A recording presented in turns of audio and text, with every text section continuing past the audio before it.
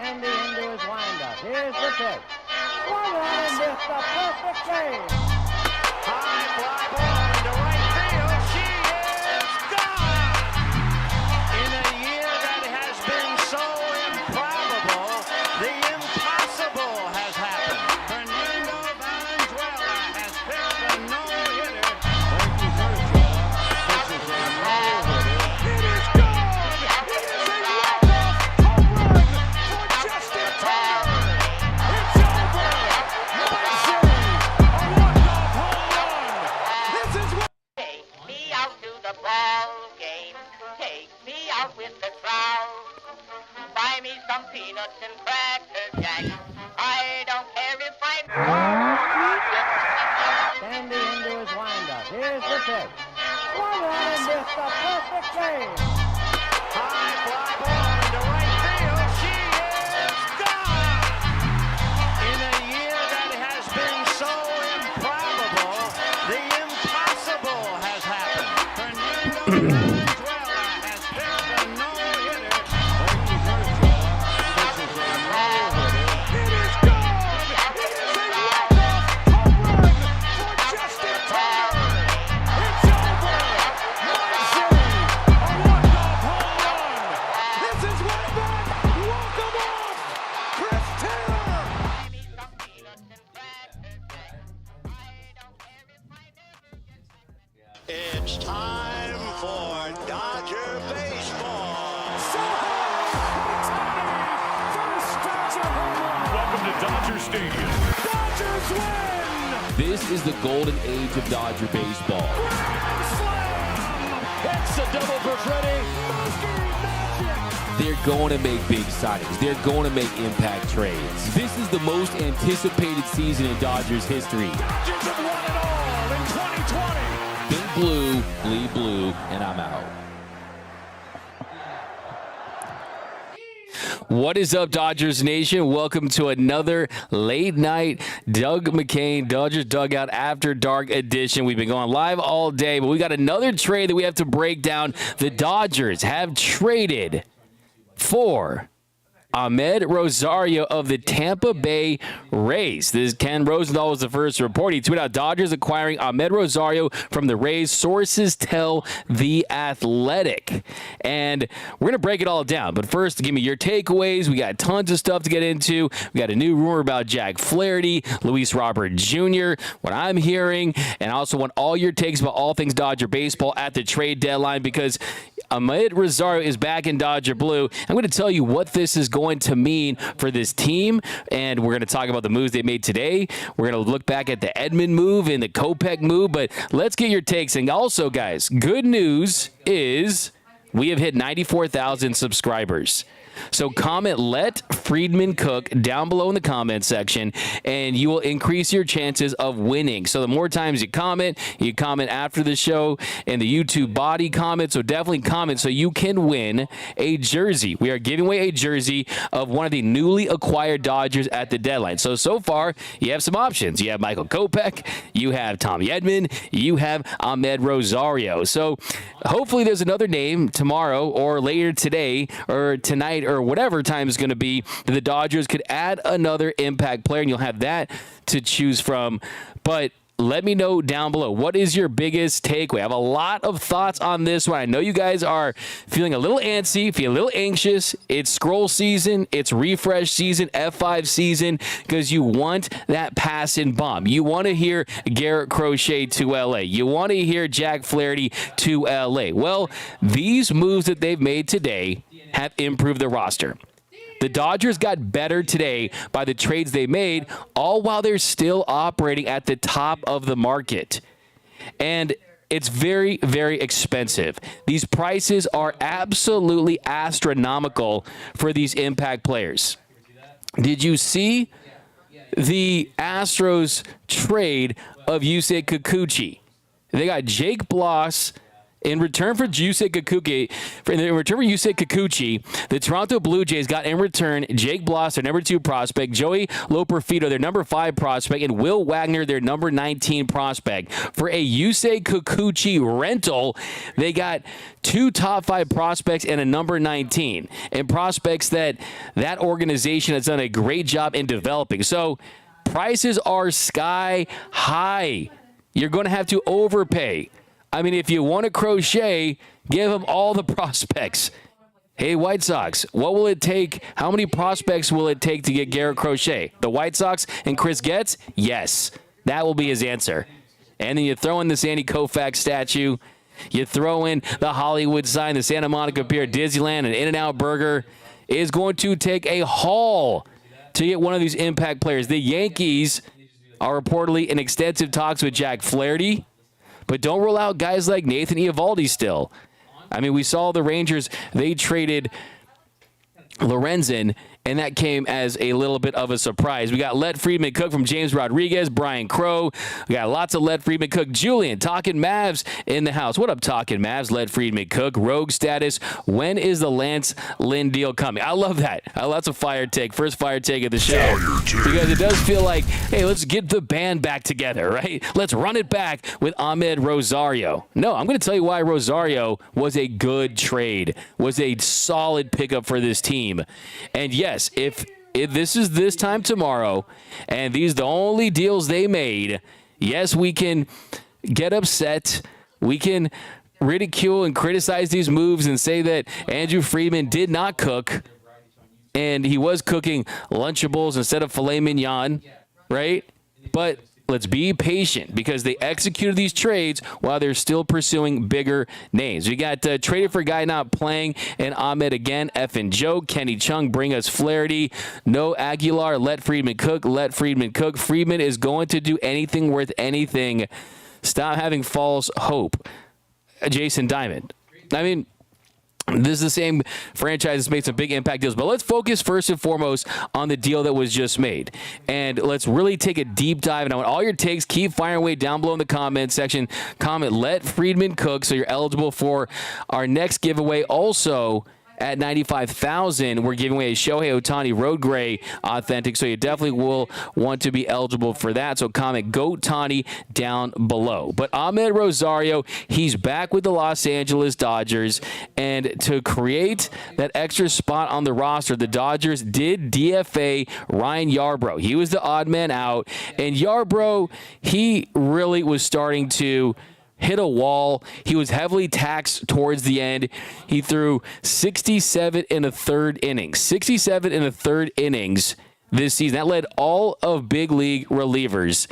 He's made 5 appearances since the All-Star break in 8 games. So he's been out there multi-innings, getting overly taxed, has been overly effective. This is a sad day for the Yarbroughs, his unofficial fan club, that there weren't that many members of, but hey, we were a proud bunch.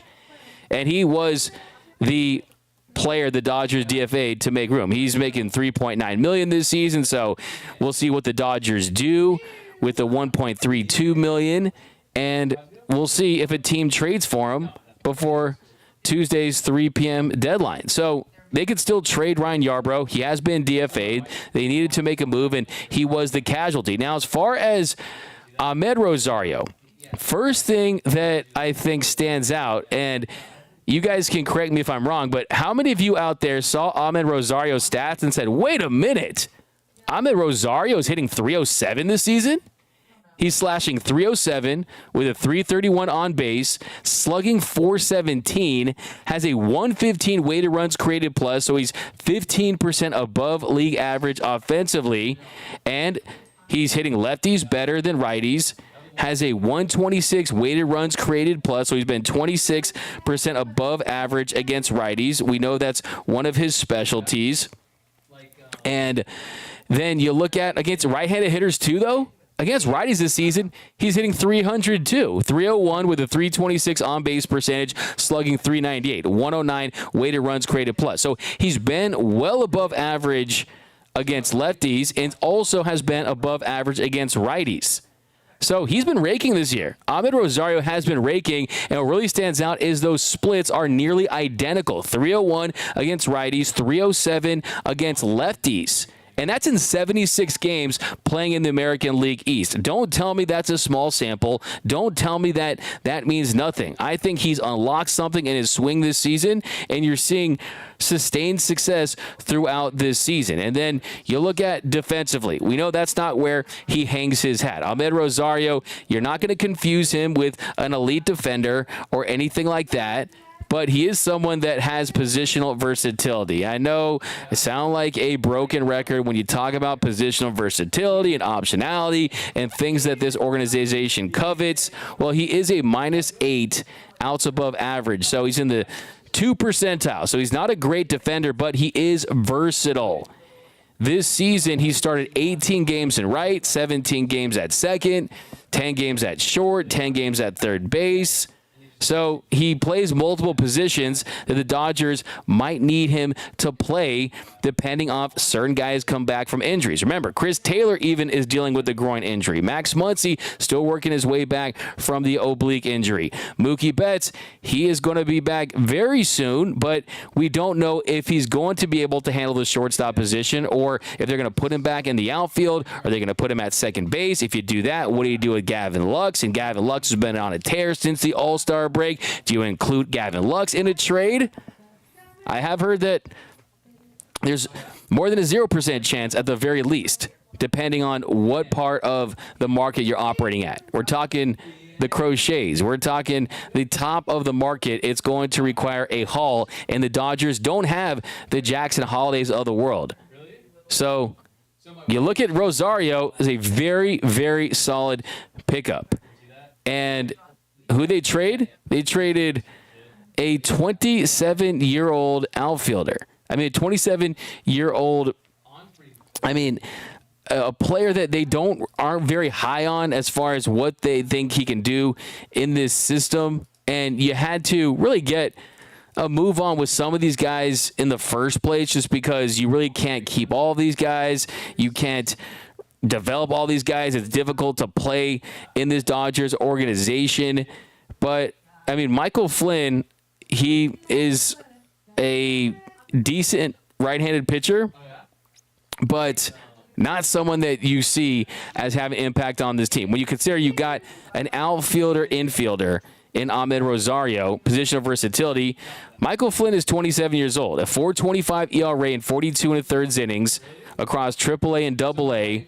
28 of his 31 appearances were for AAA Oklahoma City, 59 strikeouts, 16 free passes, did record 4 saves, and he was on a minor league deal. So Michael Flynn for an Ahmed Rosario, this is an A trade. I'm not saying this is the trade they needed to make because they still have a lot of work they have to do, but Michael Flynn, a right-handed pitcher who's 27 years old that wasn't going to get run for this team, for a versatile shortstop, second baseman, outfielder, a guy that can play multiple positions and mash against left-handed pitching in Ahmed Rosario, that's a incredibly solid trade that I give an A when you just look at the value of it all. And if you look at Rosario this season, he's making $1.5 million.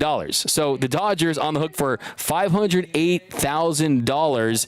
He also has some bonuses in there of $100,000 for 500, 530, 560, 590, and 620 plate appearances.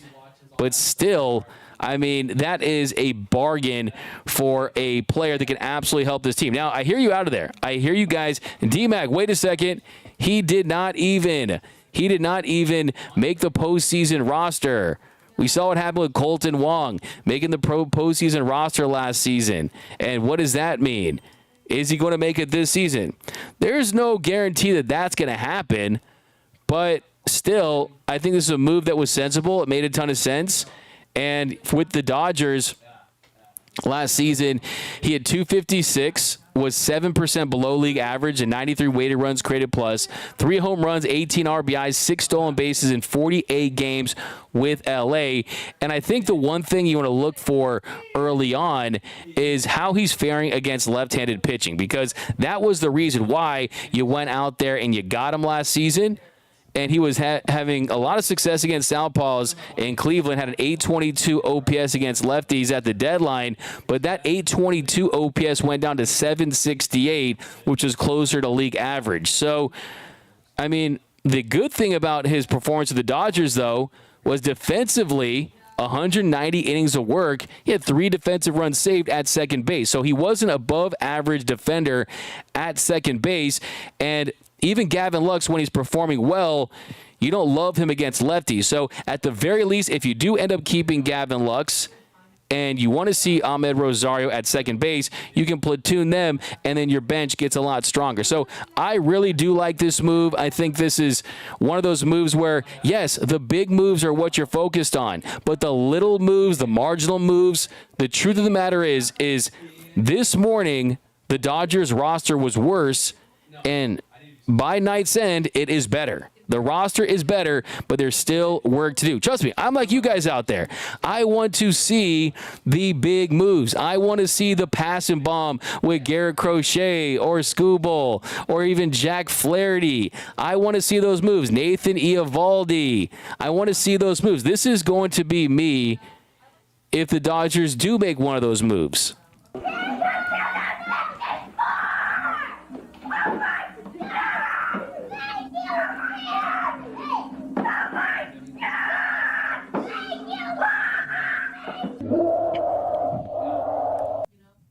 I need it. I needs it. Like I need oxygen. But let's hear what you guys have to say. Let's fire away in the comment section, guys. I'm going to go all comments tonight. Of course, no game to break down. Dodgers off. They begin a 2-game set with the Padres starting tomorrow.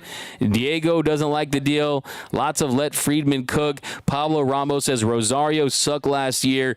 He wasn't great for the Dodgers. And as I point out, 7% below league average. Wasn't above average defender at second base. But this is a different year in the sense that he really has had so much success in the American League East with the Rays, even more success than he had with the Guardians before he was traded to the Dodgers. And it's not like it's some major commitment either. It's not like they gave up a ton to get him. Like I said, right-handed pitcher that really is not going to have a big impact for this organization. So I'm not mad at this move at all. I think it's a good move, all things considered. But let's keep rocking with your comments here. Thanks for rocking with us here on the #1 Dodgers YouTube channel, the Dodgers Nation YouTube channel, and the #1 show, Dodgers Dugout Live. We got Terry Testicles, Nando 390. Friedman is currently acting like he's the head chef at Arby's. Ouch. Ouch. A little bit of a dollar menu action there. Yes, like I said today, trades lead to parades, and he does have some work to do. And if these are the only, here's the thing, if these are the only thing they're going to do, if this is the only moves they're going to make, yes, these are considered marginal upgrades, but they are upgrades, and hopefully this is just the lead up to the major moves that are going to come.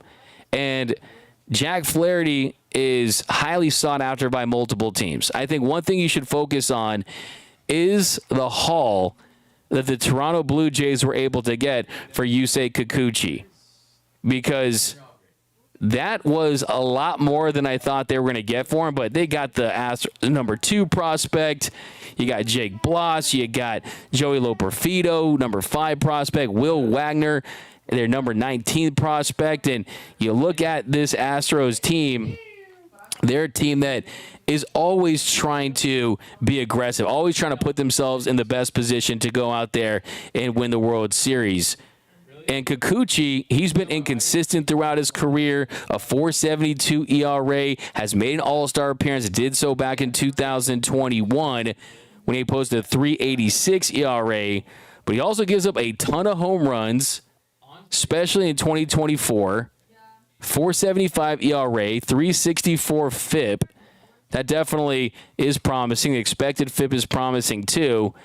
And the fastball, you're sitting at 95, 96. Has a pretty nasty slider and a curveball as a changeup.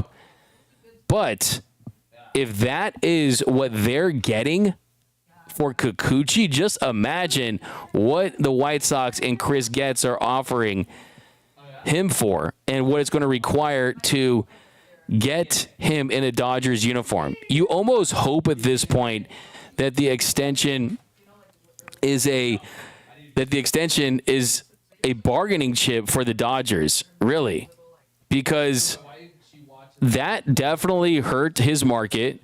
We know that probably scared off a lot of teams. And White Sox GM Chris Getz, he was asked about Crochet, the trade deadline, and the extension demands. And he told reporters today the communication had been very strong between Garrett and I and his agency. I was a little surprised and taken aback by how they went about it, considering I had a conversation with his agent the night before. That's not exactly the tactic I would have taken. Being a former player, I just don't think that was the way to go, just because the dialogue has been so honest and real and careful and mindful of his career. I was a little surprised by it. I was. So, yeah.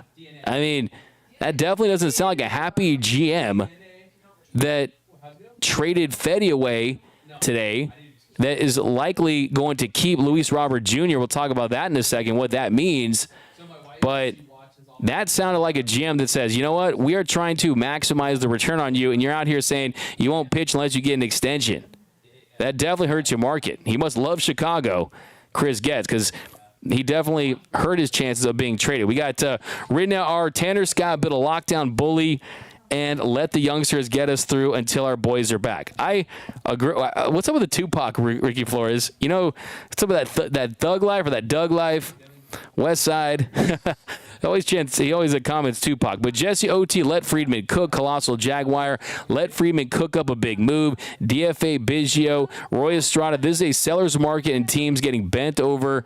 Friedman does not play that in Friedman. I trust. That's a fire take. It depends on how you look at it. It truly does. And I've said it here before. I'll say it again. Friedman does like to buy the Halloween candy the day after Halloween to get that discount to make sure you're getting the most value. But you need to go out there, and if you're truly hell-bent on giving this team the best chance to win a World Series, look, you have to overpay. You have to. It's how you view it. Overpaying is a perception. How about all those people that overpaid for their houses in L.A. in 2002, and their houses have quadrupled and quintupled in value? Did they overpay? So, for me, I think a World Series is far more valuable than just hoarding these prospects. Parades over prospects. Trades lead to parades. How many catchphrases do we need to come up with? But I think for me, when you look at this rotation, I don't think I would be happy at all if they didn't go out there and make a trade for an impact starter. Because I like that Douglas said D-Mac needs to change his opening intro. No big moves were coming. That was for the offseason. And all those moves I predicted end up coming true. I threw it out there about Glassdown, Yamamoto. So, I mean, we'll see what happens at the deadline. But, hey, yeah, I agree with you. We can't sit here and say that it's a guarantee he's going to be a person that is going to make those moves, because we haven't seen it since the expanded postseason. A lot of people saying, D-Mac, what up? Look, I mean, people talking about Biggio. Yes. I mean, I think if you look at the way the roster shakes out, and as of right now, Michael Kopech and Ahmed Rosario, they take the roster spots for Miguel Vargas and Ryan Yarbrough. And with Tommy Edman, he stays on that 60-day IL while he rehabs his way back after the wrist situation. And I did read an article that said that he had some setbacks with the wrist, and he had the shots for his ankle, and that there is no timetable for his return. I've been told the Dodgers are confident they're going to get him back, and this is not a Danny Duffy 2.0 situation. That they are very confident that they're going to get a healthy version of Tommy Edman. And yes, he still has to find his rhythm at the plate, but the good thing is the defense will be there on day one. Now, as far as the other moves, I mean, you got Kevin Biggio, you got Ahmed Rosario, James Outman. I think at this point, until guys come back, you are going to have those guys on the roster until it fully shakes out. And then with Hunter Fiducia, he'll be there until Freddie Freeman comes back. So I think Biggio, who's on a roll a little bit, start to find his swing a tiny bit. But I think we're thinking big picture. We're thinking October. But I will say that the biggest concern, the number one concern for Dodgers fans, it has to be the postseason rotation. Because, yes, you want to add another bat. There's no doubt about that. But let's be honest here. You got Ohtani. You signed Teoscar Hernandez. If this team had traded for Teoscar at the deadline, that would feel like the big boom, right? But the front of the rotation is the biggest concern. We'll talk about that, but I want to also read a lot of your comments. You guys are firing away. Mackenzie, parades over prospects. Yeah, hit that like button. Like, I guarantee if we get 1,000 likes on this show, we're going to get Garrett Crochet. I feel it. Alvin is batting 152. That's worse than CT 161 from Kenny Chung. What up, Brian Gax? What up, Tom Unger? D-Mac got better nicknames than Joe Kelly's got comebackers at an Astros game. Tom Unger. Yeah, you know, that's my thing. I like to give out nicknames. Mr. Tom Unger, always rocking with us. I like what the guy said earlier about we got that new nickname for River Ryan. Calling him the L.A. River because he's nasty. So that was the comment of the show. Scoobler Bus from Mike M. Chris Ringer, we got some good players trade so far. Ohtani. We need at least one impact player. Hey, D-Mac. Oh, here we go. Ricky Flores, Ken Rosenthal reported Dodgers landing Crochet for Tabala and more prospects. Let's see here.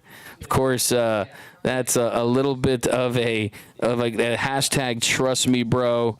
Hashtag my phone would have already been blowing up for sure. I actually asked Jeff Passan to, when I saw Jeff Passan last, of course, I was only joking. I said, hey, man, could you give me a call or text me or DM me before you're going to drop a passing bomb? It would make my life a lot easier. Crochet or Luzardo, that's from Justin Lamas. I'm not totally against the idea of Jesus Luzardo. I think that's kind of a sneaky, I mean, there's a lot of sneaky players on the Marlins. Brian De La Cruz is an outfielder that they have whose expected slug is really solid, and he can provide some pop, and he could benefit from a change of scenery. But Jesus Luzardo is a name the Dodgers have been interested for years now, and we know that's always a pretty solid indication that they will kick the tires or just explore a deal for you if you become available. And the thing with Jesus Luzardo is he's been dealing with a back injury for most of the season. If you look at Luzardo's contract status, they own $1.8 million in 2024. He's arbitration eligible through 2026. So another guy that's 2 years of team control left, and he's only made a dozen starts this season, uneven starts at that, and he's on that 60-day IL with a back injury, but he's 26, man. And the truth is, with Luzardo, he's got that front of the rotation repertoire, that front of the rotation type of stuff, and it's a back, it's not an arm. So, yeah, I would be on board with Jesus Luzardo. I mean, can you imagine a big trade for Luzardo, Brian De La Cruz, Tanner Scott? I mean, guys like that, for sure, that would definitely be a move where you can almost say, hey, depending on what they want for Jack Flaherty. So here's the thing about the Dodgers is they're willing to part ways with their top prospects, but they just don't like doing it for rentals. They want value out of it, right? They want to use it for things they can keep for a couple of years, right? They want to spend their money to get the house. They don't want to do it for an Airbnb. They want to go out there and really spend, because the system is designed for them to not have top prospects, for their farm system not to keep churning out talent. They have to do it through other ways, like you've seen them do Michael Busch for Jackson Ferris, and just making moves to get prospects up through other areas. But, yeah, Jesus Luzardo is definitely a name. I mean, 95.1 fastball velo, 68th percentile, above average whiff. Strikeout rate's down a little bit this season. Hard hit rate, barrel rate's a little high. But, I mean, the number one concern for the Dodgers, don't kid yourself, it is the starting rotation for a lot of different reasons, too. First and foremost, you don't know if Yoshinobu Yamamoto is going to come back. And we know that he is going to make an attempt to come back, and they're going to do everything to get him back. And I've been told they're confident that he's going to be just fine. And today, Dave Roberts said that Yamamoto is scheduled to throw a bullpen session on Friday. So that's a major step for his return, is getting on the rubber and throwing a bullpen. But the soonest he can come back is August 15th. That's when he can come back off the 60-day IL, and we'll see how he performs. And on top of that, too, Yoshinobu Yamamoto, mind you, is a rookie still. So that's a lot to put on a guy who's coming back from a pretty serious in-season injury, as far as a a rotator cuff strain, a tricep. Look, it's a little tear, and I think for this team, it's a lot to put on that guy in his rookie season to be your number 2. I think you need some insurance. And you look at the postseason rotation as it sits today. Tyler Glasnow has been fantastic for the Dodgers. Tyler Glasnow has been everything the Dodgers had hoped for and then some. He's a big strikeout guy. He has been healthy for the most part, save for that little back tightness that he had a quick stint on the IL. He's been fantastic for the most part, but his ERA has trended in the wrong direction all year long. In March, a 2.45 ERA through 2 starts, 11 innings.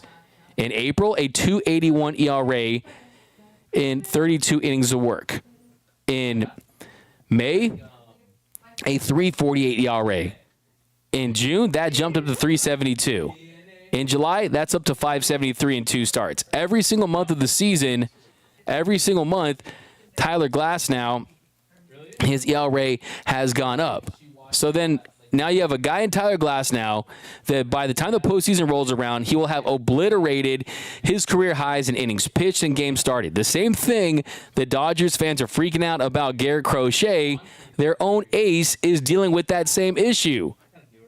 And then you look at Gavin Stone. Gavin Stone has been an absolute rock. He's been a revelation for this Dodgers team. He's been outstanding in his role, but it looks like he may have just hit a tiny bit of a rookie wall when you consider the fact that he was really on another level in Chicago against the White Sox. 9 innings, gave up no runs on 4 hits, a 9-inning scoreless shutout, complete game for Gavin Stone. Since then, in 4 starts since, 18 2/3 innings, Gavin Stone has posted a 6.27 ERA. Then you look at Clayton Kershaw, very encouraging first start back. Are you really going to rely on a Clayton Kershaw that's been back after a shoulder injury, his first major arm injury? I mean, you can't count on Walker Buehler, Bobby Miller, or Yamamoto. Can they come back and be good? Sure. Can they be effective? Sure. But can you bank on it 100% when you have the ability to go right now and get a starting pitcher? The answer is no. If they're truly all in, they'll go and get a starter, and that's all there is to it. I think at that point, look, I think I have more confidence in guys like River Ryan, really, than some of that other tier of starting pitchers that's available, because River Ryan is nasty. He's a unknown quantity. He's an unknown commodity at this level for opposing hitters. But, I mean, Robleski has also been really good too. But are we really going to rely on rookies and pitchers that have dealt injuries and rookies that have really hit a wall? I just don't think that makes a ton of sense. So, for me, it's a non-negotiable. If the Dodgers don't trade for a starting pitcher, it's going to be a very tall task to go win a World Series. I think that's what's at stake. And I'm not saying it's a matter of life or death, but it is more important than that. Go get a starting pitcher, Andrew Friedman. Got a 199 super chat. Call me M for M's Fiction. 199, would you accept Bauer back on the team? He's really good.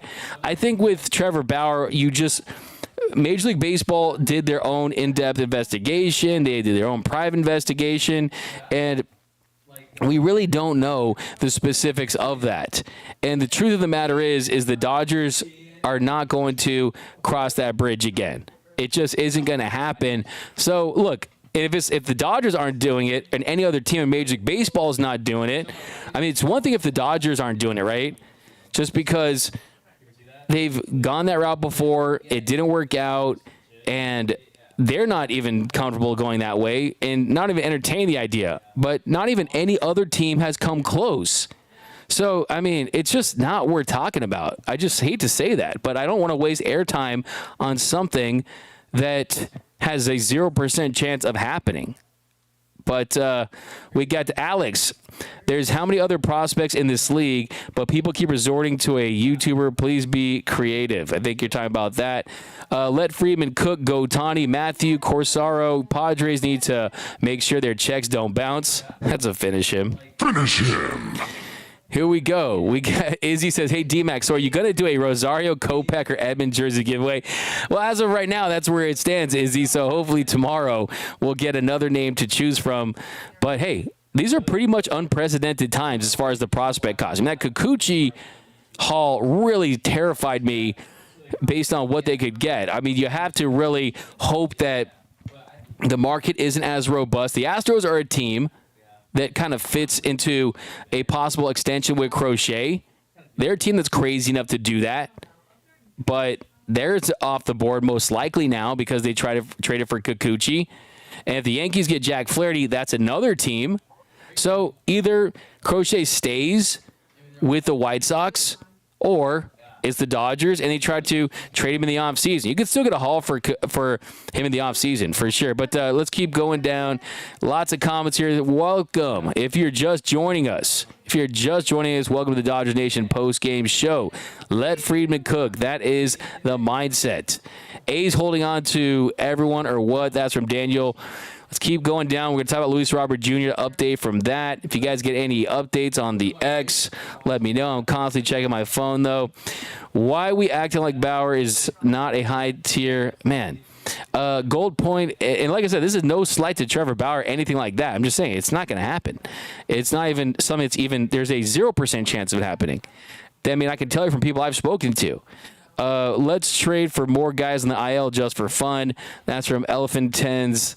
Yeah, I mean, that definitely kind of poured some cold water on the Tommy Edman situation, but they're confident, the organization's confident that he is going to find a way to help this team this year and that he's going to be back. And let's not forget that he's going to be back for another season as well. So it's not like he's just going to be a rental, so he'll be there for next season as well. But we got NS. I have some absolute faith in Yamamoto. Let Friedman cook. Padres about to get embarrassed by Big Bro. Let's keep going down here. Well, that's what happens when you don't get proven guys like Burns or Cease and sign unproven overseas guy for dumb money. That's from Revolver 8. $325 million just to be injured. LOL. Dude. We got Richard. Lots of questions for LA Brass. Why won't you consider? We got Glass now is getting tired. Robert Perez. Yamamoto is coming back this season. He is. That's the plan, and everything has been trending in that direction for sure. There's no doubt about that. Let's keep it rolling here.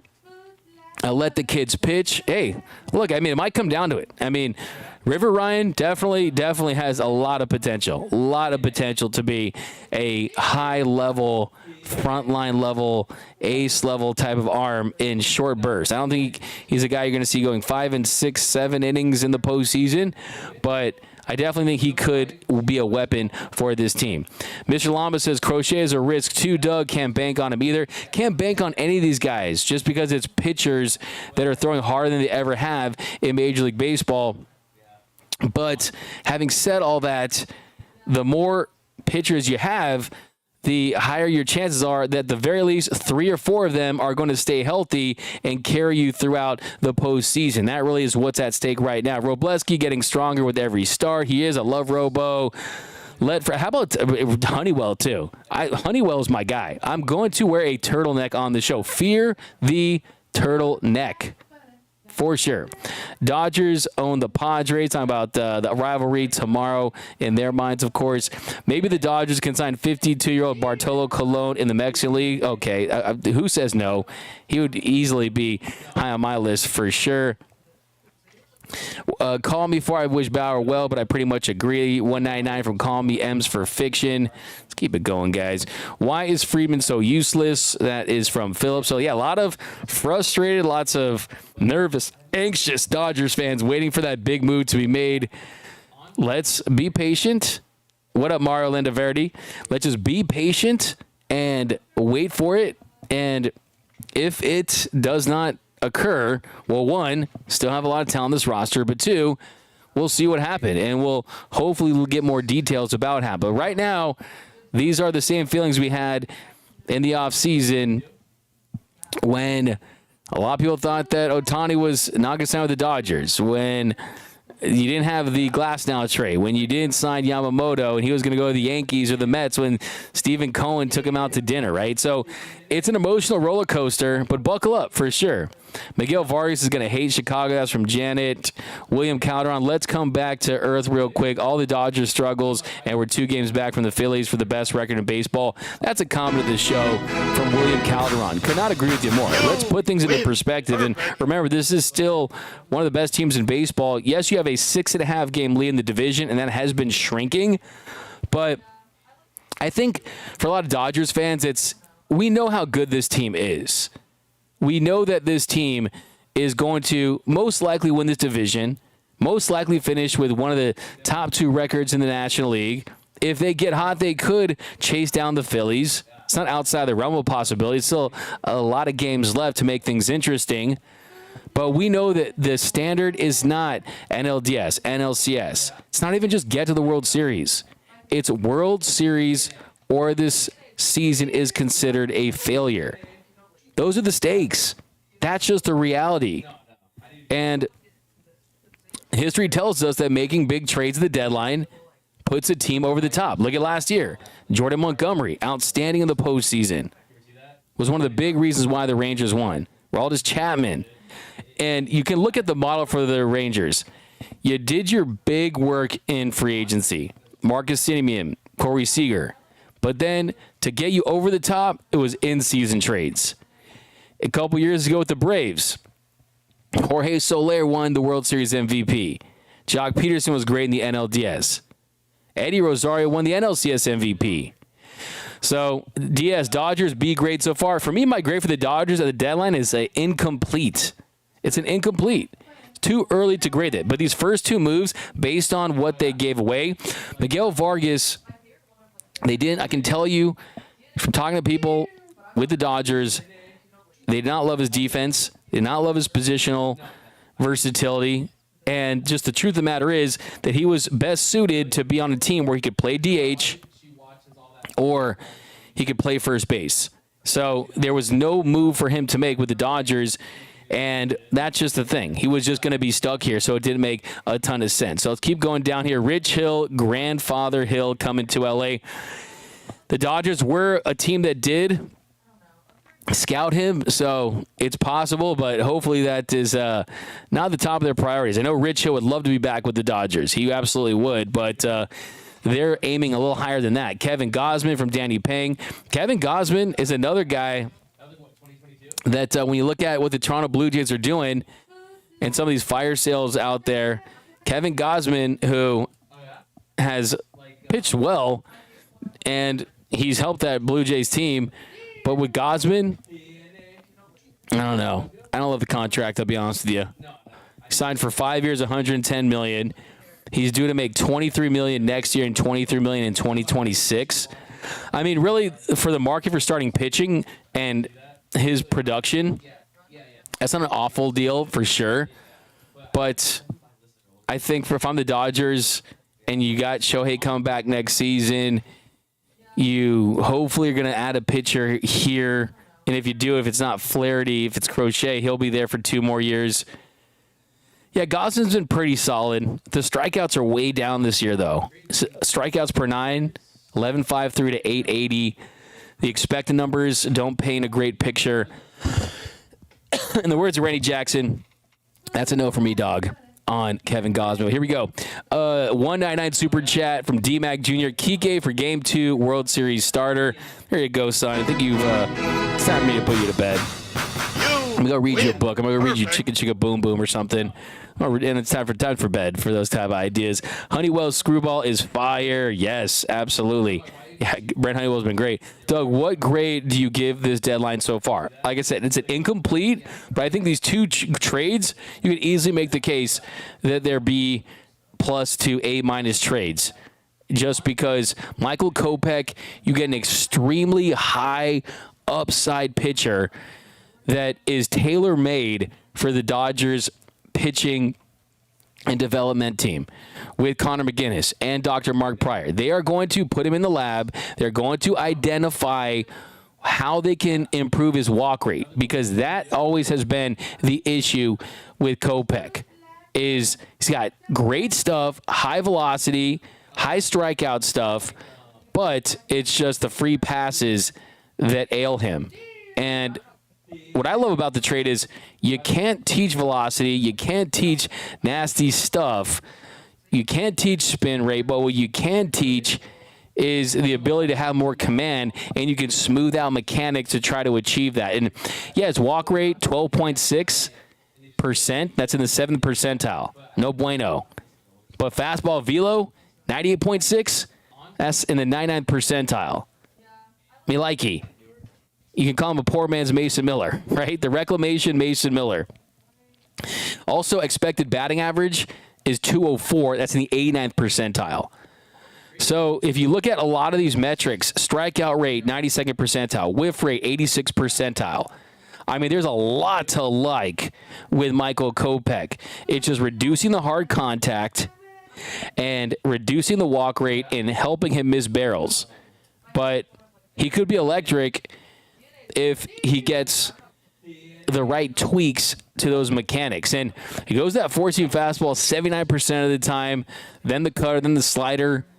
So I bet you'll see an uptick in that slider usage and in that cutter usage.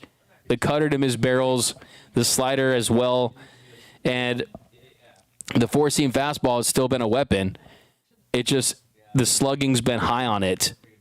If you look at the batting average against 209 expected, it's been 195. Where else is he getting in trouble here? I think they expect the slug on the sliders a little high, but yeah, I feel really good about Michael Kopech. I really do. And then when you look at this bullpen too, I mean, Evan Phillips, he struggled mightily. Evan Phillips has not looked like the guy that he was for the previous couple seasons. You definitely need to help yourself from that standpoint in the event that he doesn't find it. But Evan Phillips in July, 7 2/3 innings, an 11.74 ERA. He has not looked good. Ryan Yarbrough has gotten DFA'd, so he won't be on this team. Alex Vesia, the velo was a little down.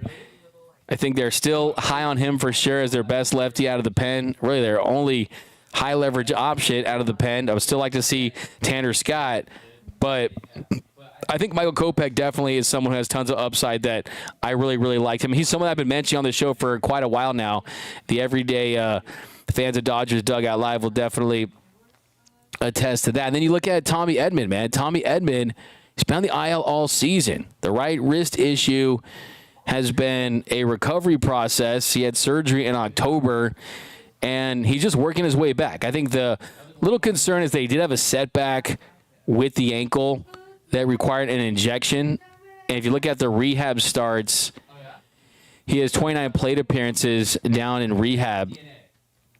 And of those 29, I mean, yeah, the production hasn't been great, that's for sure, but still not terrible. I mean, 6 for 29, a double, 4 walks, and he's been mainly a DH, but I think it was a smart move for the Dodgers to get involved with that. I really do.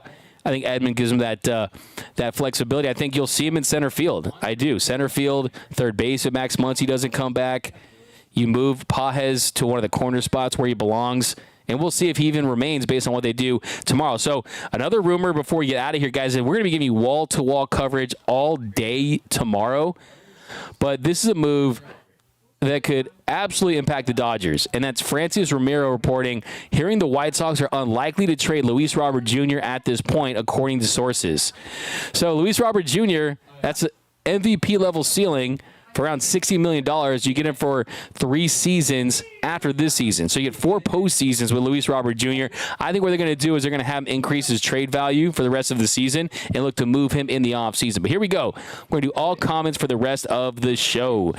We got Hill is an assistant pitching coach. Steven Lopez, all these casuals don't understand we are adding depth to our starters. We are gearing up for October and making good moves to support our starters that will be coming back. Absolutely. You need depth on the margins. You need a better bench. You need guys that can play multiple positions. You need guys that can hit lefties and righties. Yes, all these moves today were moves that made this team better and upgraded on the margins. Tommy Edman is better than Kike Hernandez, is better than Chris Taylor. That's just the truth. We got, hi, Doug. I'm just happy having it highlight some Ray Colazo. Hi, Doug. Happy just another manic blue Monday. Not a bad day. Could be comment of the show for that. Scott and Finnegan. That's from Mr. Marquez 123. So, yeah. Look, I can talk about anyone you guys want. You guys want to keep throwing out names? Let's do it, man. I can do this 24/7, 365, guys. And I love talking ball with you guys. But, yeah, Finnegan is a guy that is interesting. If you look at his contract status, the Nats own $1.7 million in 2024.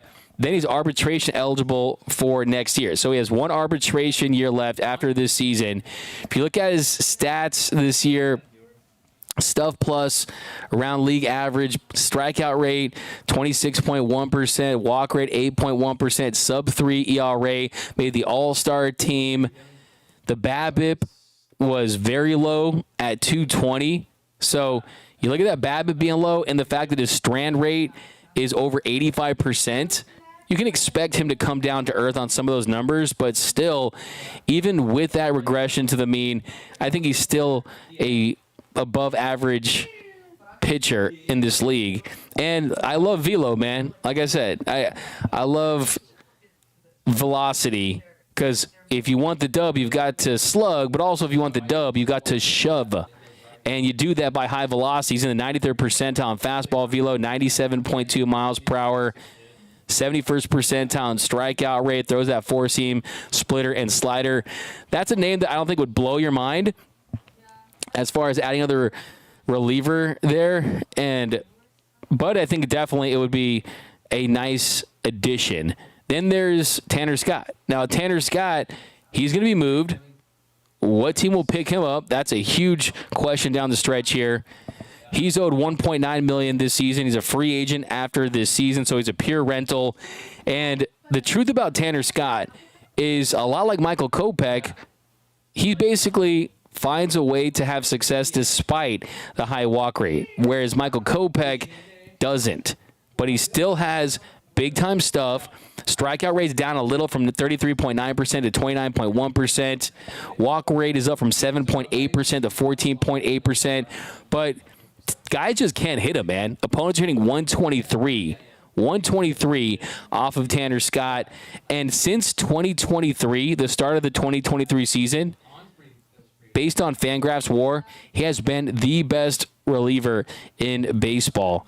That's how effective he's been, and that's playing for the Miami Marlins. So Scott would be a great pickup. Like I said, Scott, Luzardo, Brian De La Cruz. There are other options out there. Mason Miller, he feels like the pie in the sky, right? He's the pie in the sky for sure. He's ridiculous.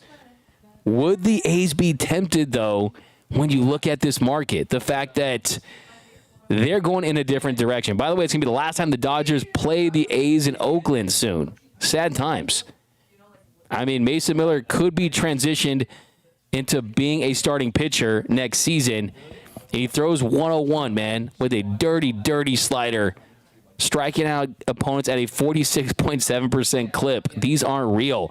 A 150 stuff plus. Another name, too, Pete Fairbanks.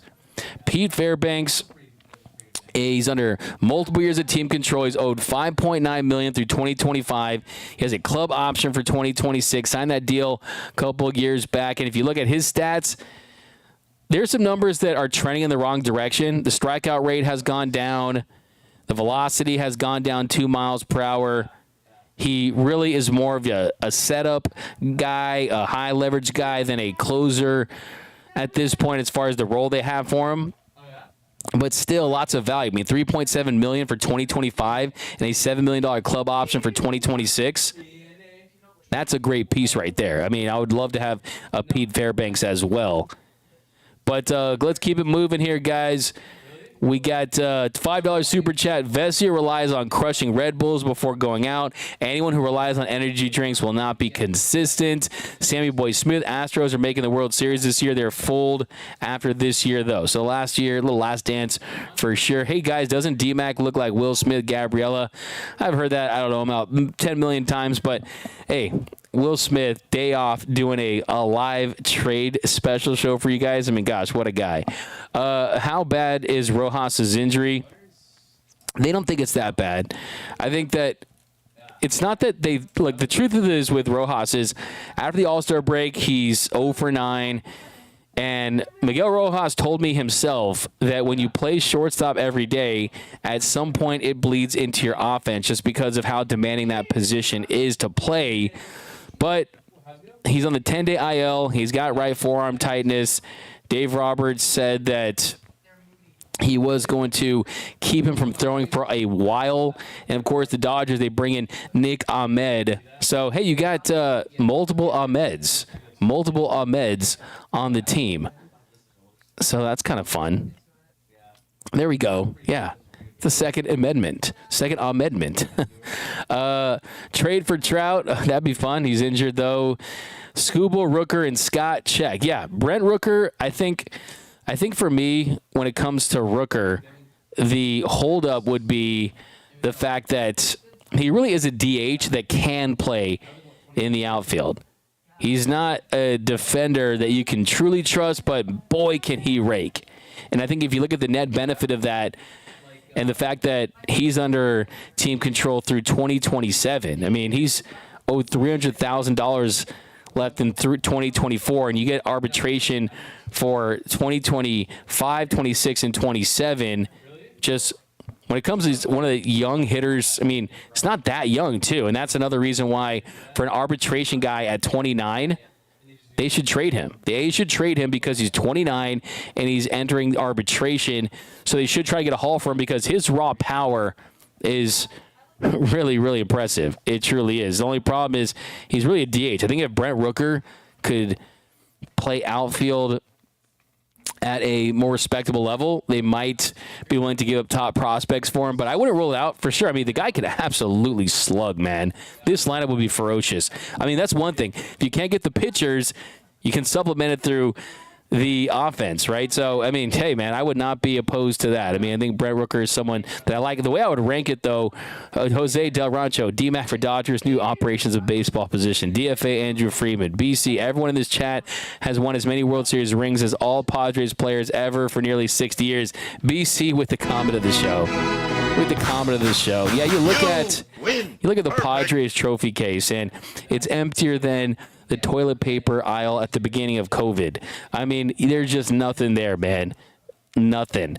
The clock is ticking from Craig Osterberg. I still think that, I mean, if this trade deadline ended and this is all it was, it'd be extremely underwhelming. It'd be very, very disappointing. Like I said, I want the Nintendo 64.